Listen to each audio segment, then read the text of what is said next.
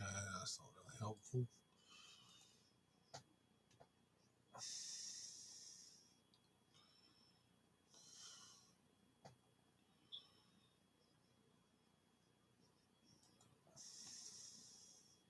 And Australians are profiting from it.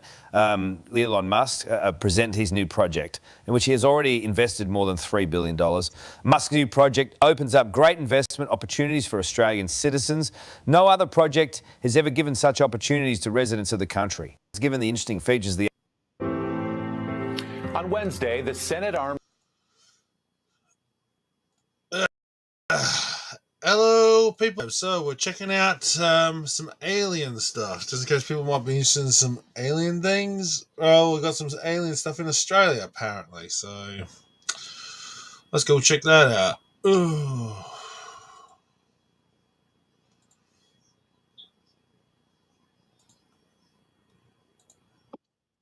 Armed Services Subcommittee on Emerging Threats and Capabilities heard highly anticipated testimony from Pentagon officials about a phenomenon that has been a source of public intrigue for generations: unidentified flying objects.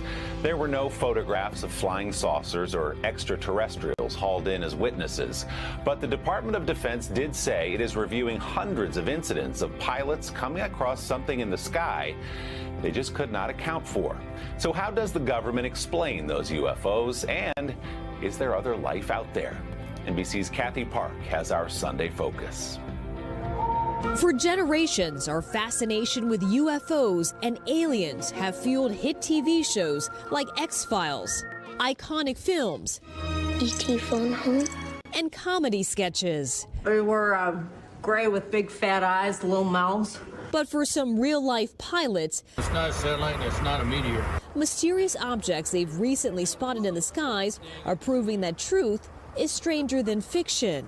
There's nothing that flies that high. So the odds of it being a military aircraft doing high G loads like that, it's impossible. It's either artificial or biological. A Pew Research Center survey shows 2/3 of Americans believe intelligent life exists on other planets, and more unexplainable sightings are adding to the growing push for answers from the U.S. government. We cannot keep turning a blind eye to surveillance data that is critical to detecting and tracking UAP. This week on Capitol Hill, the top Pentagon official reviewing unidentified aerial phenomena, or UAP, says they're investigating roughly 650 cases. That's up from more than 500 reported at the beginning of the year. The majority of unidentified objects reported to AARO demonstrate mundane characteristics of balloons, unmanned aerial systems, clutter, natural phenomena, or other readily explainable sources. Splash. And so far, no proof any of them are aliens. But with a team of researchers, Harvard astrophysicist Avi Loeb leading on science to dig deeper. Even if we have 1 million fuzzy images from cell phone cameras, they are not equivalent to one crisp image with high resolution from a well-calibrated scientific instrument. Loeb is planning an expedition to Papua New Guinea this summer to search for what he thinks may be an interstellar object that crashed down there in 2014. Finding evidence for extraterrestrial technologies could provide us with a glimpse at our technological future, because that would be the biggest discovery that humanity ever made if we happen not to be alone in our cosmic neighborhood. And even if space aliens aren't coming to us, we're taking big steps to rocket into outer space ourselves. SpaceX pushing the limits this week, launching its most powerful rocket ever built. Except shortly after liftoff, the uncrewed craft exploded. Wow. Just experienced what we call a rapid unscheduled disassembly. SpaceX founder Elon Musk still calling it a success. And earlier this month, ladies and gentlemen, your Artemis II crew. NASA introduced the 4 astronauts who hope to return to lunar orbit next year, paving a way for an eventual return to the moon. We need to be better to each other and to our planet, and I hope this mission can inspire more of that. And Kathy joins me now from New York. Kathy, good morning. So clearly from these hearings, the Pentagon is taking UFOs seriously. So how will the government continue to track them? Hey, Willie, good morning to you. Yeah, NASA is also exploring the solar system and beyond, looking for extraterrestrial life. With the renewed interest in UAPs last year, NASA commissioned an independent study largely focused on aerial phenomena. The goal is to come up with ways to inform the agency on what data can be collected in the future from both government and civilian entities in order to shed light on these UAPs and whether any could be an issue for national security or air safety. The study is expected to wrap up midsummer and will be released to the public. Willie?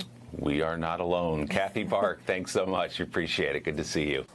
Hey, thanks for watching. Don't miss the Today Show every weekday at 11 a.m. Eastern, 8 Pacific on our streaming channel, Today All Day. To watch, head to today.com/allday or click the link right here. So let's go.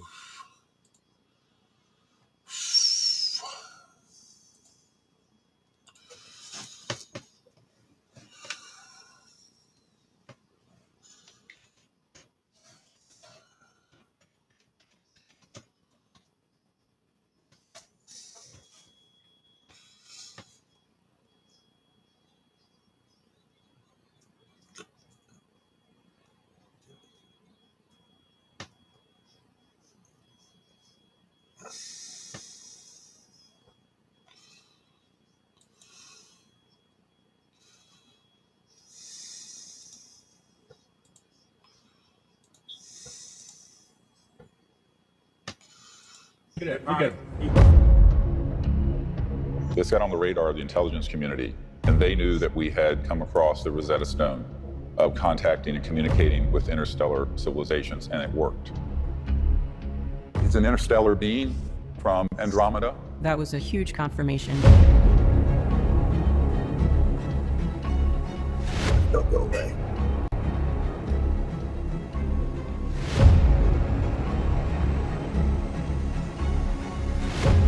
There goes one. Now they're back to 2 lights. Oop, there it goes. Boom.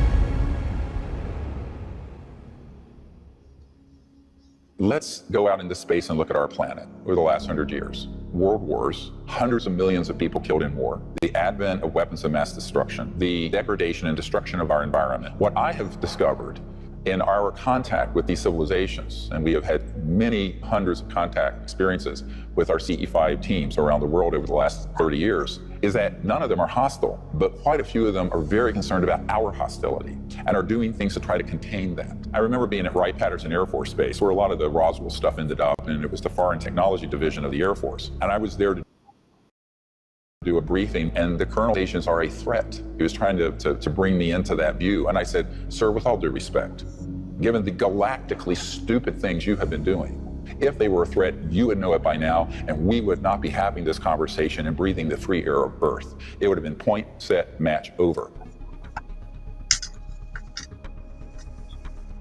Now, we're not talking about Elon Musk's SpaceX or the Apollo rocket. We're talking technologically advances that are in the hundreds of thousands to millions of years past what we have operating on this planet. So some of these civilizations that we're interacting with on our teams are in the order of 1 billion years beyond our development. And all those beings in that civilization are in a state of unity consciousness that is so enlightened that they could be confused with, say, an angel or something, but they're not. They're not from, they're ETs with star systems and planets and bodies, but their level of consciousness would be at the level of, say, the highest spiritual realm. There's a precise correlation to the kind of technology that you will observe and the... Well, I find that fascinating. Huh. The concept of what this dude was saying is that the alien life could exist on a supernatural level, not just a physical level. Huh.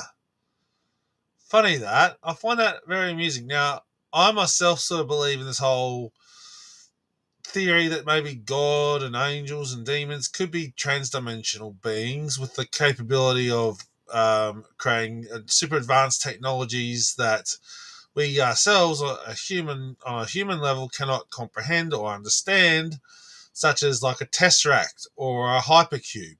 You know, we can't fathom the multi-dimensional complex of what a multi-dimensional spatial anomaly could be referred to, right? So I totally understand that concept, but on another level, I find it funny that this dude's sort of associating alien encounters also with a possible collection of supernatural reasoning.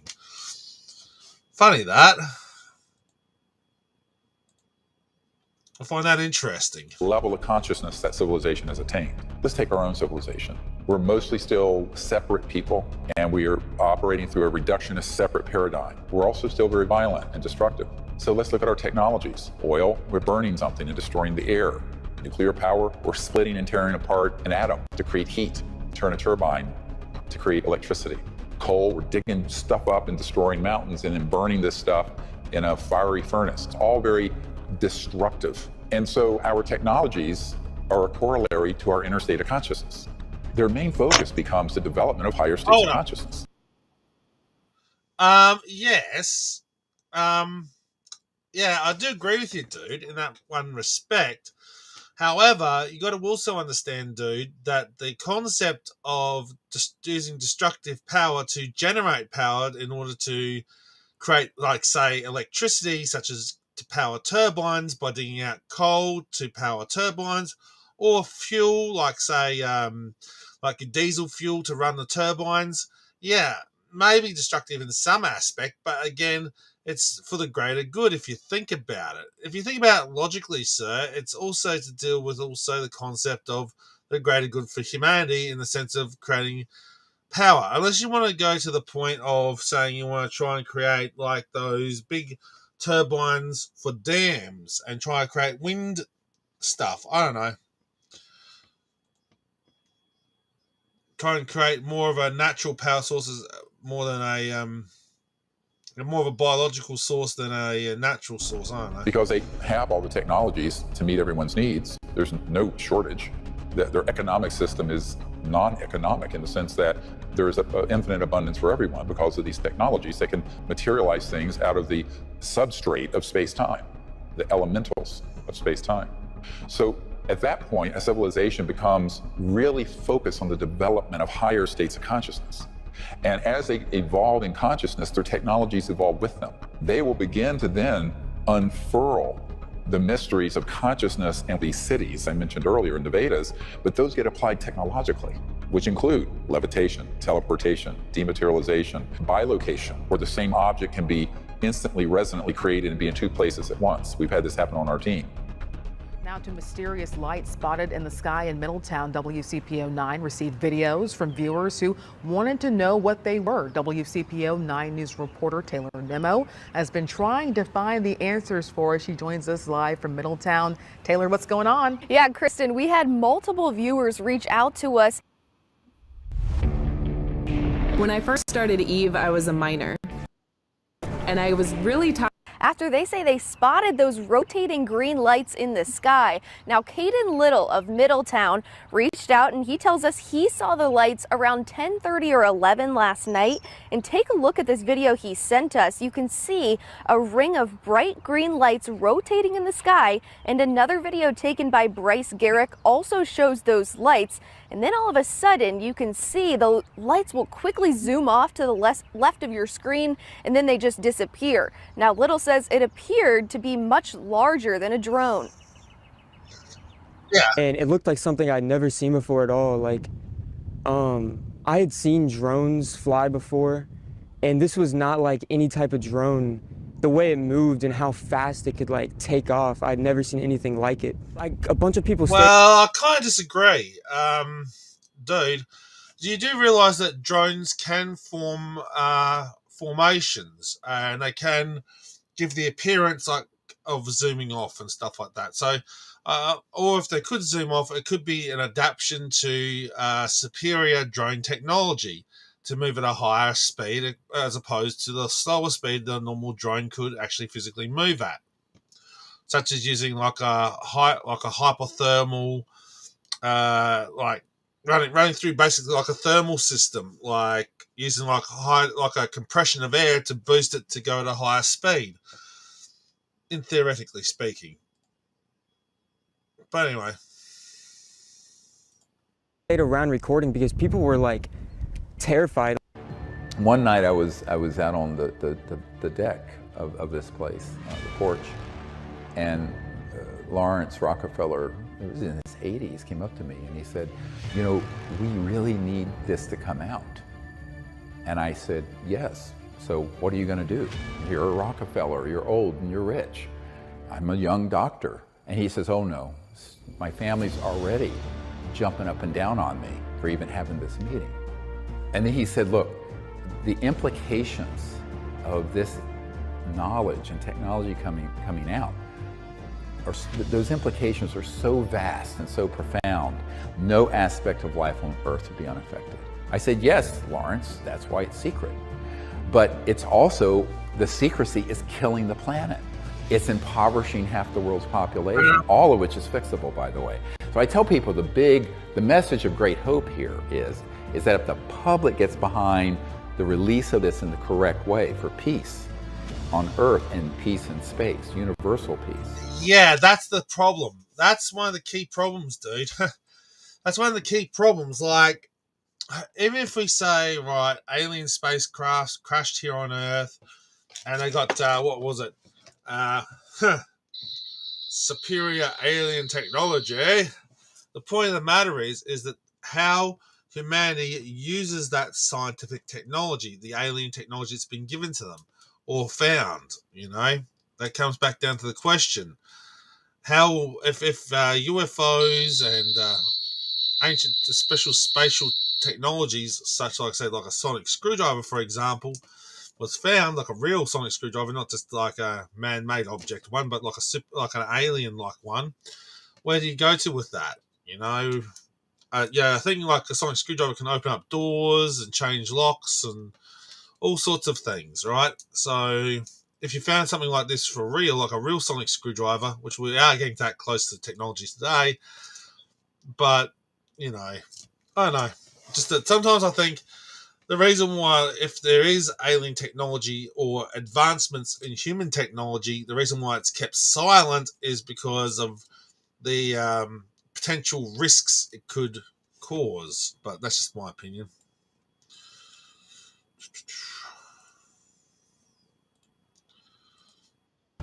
Then we can have a civilization that would be almost like a paradise here. I mean, imagine, within a generation, by the time my grandkids are half my age, we could have a civilization where there'd be no poverty or pollution and full sustainability and go into space peacefully. But if we don't get this right, we're headed for a terminal extinction level event. So that is how grave the stakes are. And that's why my project, I'm very dedicated to bringing this information out as fully as we can to the public, because I think that Washington and the big corporate political world is so beholden to special interests and also just lack the vision and courage up until now. I mean, things can change. I hope they do. But my concern is that what we're going to see are disclosures on this subject like we've been seeing that are attached to trying to unite the public over a common off-world alien enemy, which is completely false. I mean, those civilizations are so advanced that they have absolutely no intention of being hostile. But they're concerned, the reason they're here is they're concerned about our hostility. We're the problem. People want to go, you know where the problem is? Go get a mirror and look in it. It's how we're behaving on this planet. And also, we're going into space. It is President Trump's belief that the United States must remain as dominant in space as we are on land and sea and the air.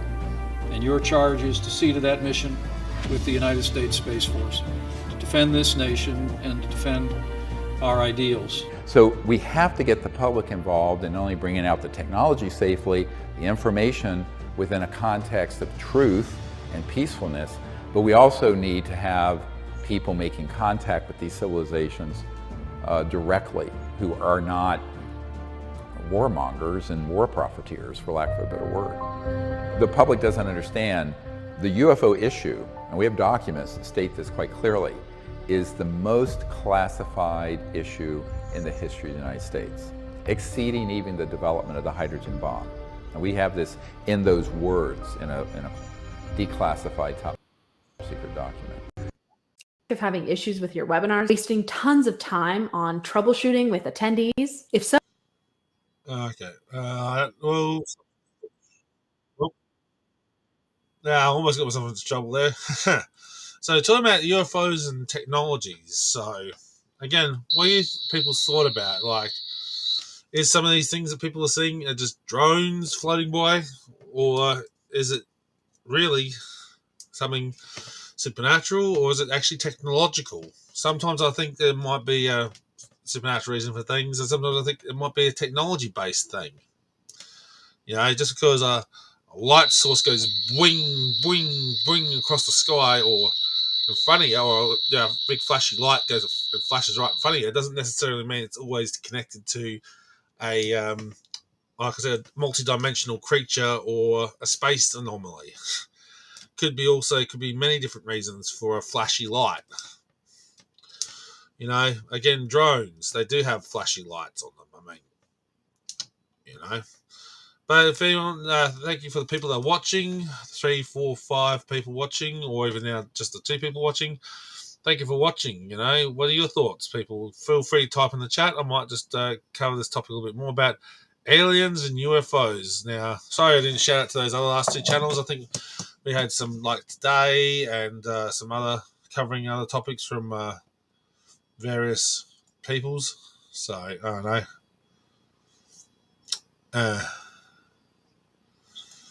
Okay. Mel's live. Okay. I wonder what she's doing. Anyway, I'm busy concentrating on what I'm doing. So I was hoping to see if there was actually some like.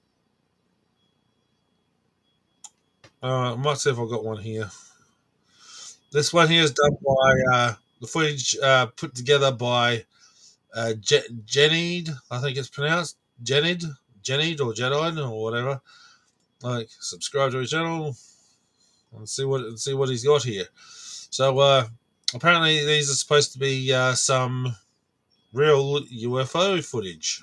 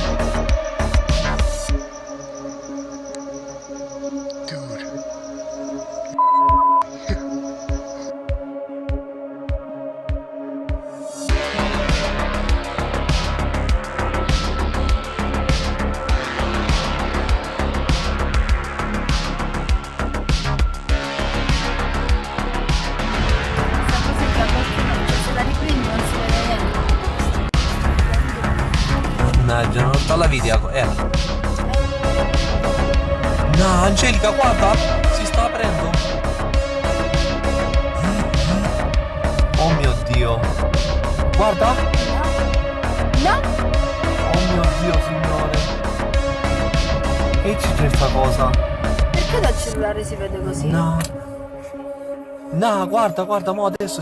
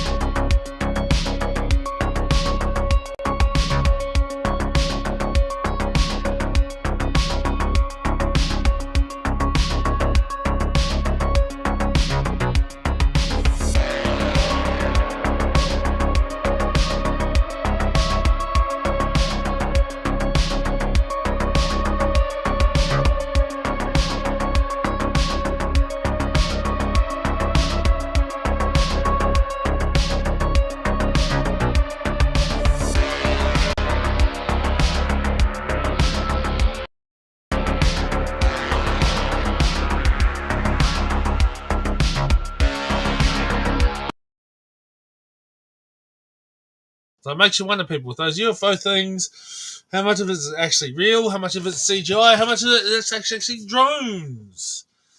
Who knows?